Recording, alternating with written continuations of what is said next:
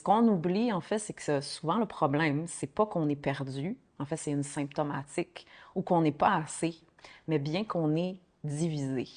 Il y a à l'intérieur de nous plusieurs voix, plusieurs énergies, plusieurs facettes. Et certaines parties en soi veulent avancer, puis d'autres, en fait, veulent tout arrêter ou veulent simplement juste la paix. Certaines sont brillantes, efficaces, fortes, adaptées, puis d'autres sont fatiguées, puis blessées, oubliées.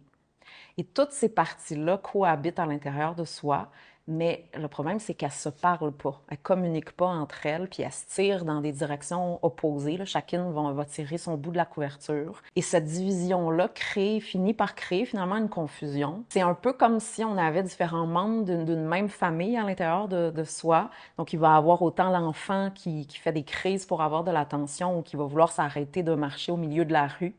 De l'autre côté, il y a la grand-mère qui est fatiguée puis qui répète les mêmes cassettes encore et encore. Il y a l'ado qui veut tout explorer, tout découvrir. Il y a celle qui veut tout détruire, qui veut simplement tout tuer.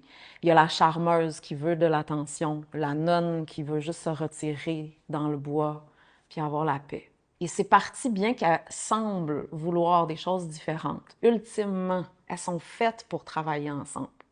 C'est simplement qu'elles manquent d'une direction commune qui les relie. Il manque en fait le chef de famille qui va pouvoir unir tout le monde, c'est-à-dire vous, vers une direction qui va servir l'ensemble, le bien commun, et non pas seulement une partie qui prend le dessus sur les autres. Et ce que j'appelle ici partie, c'est pas un concept, c'est quelque chose qu'on ressent directement à même notre corps. Par exemple, il va y avoir un élan vers quelque chose, puis ensuite de ça, une résistance soudaine. Il va y avoir un mouvement d'ouverture, puis une fermeture brutale. Parfois, ce tiraillement intérieur prend même la forme de contradictions là, qui semblent impossibles à concilier. C'est juste genre, ça semble deux mondes complètement opposés. Une partie de vous qui rêve de vivre en paix, en nature, loin de la tumulte. Une autre partie qui brûle de construire un projet ambitieux, de créer, d'entreprendre au cœur même du bouillonnement puis de l'agitation urbaine. Et on pense qu'il faut choisir, puis qu'il y a une partie meilleure que l'autre, ou qu'il y a une partie plus élevée, puis une autre qui est plus basse. Puis on juge, puis on va tenter de supprimer l'une au profit de l'autre. Mais en réalité, chaque partie, en fait, est là pour une raison. Puis aucune n'est mauvaise. Ce qui crée la tension, véritablement, c'est pas qu'elles existent, qu'elles soient là, c'est qu'elles ne se reconnaissent pas, puis qu'elles coopèrent pas.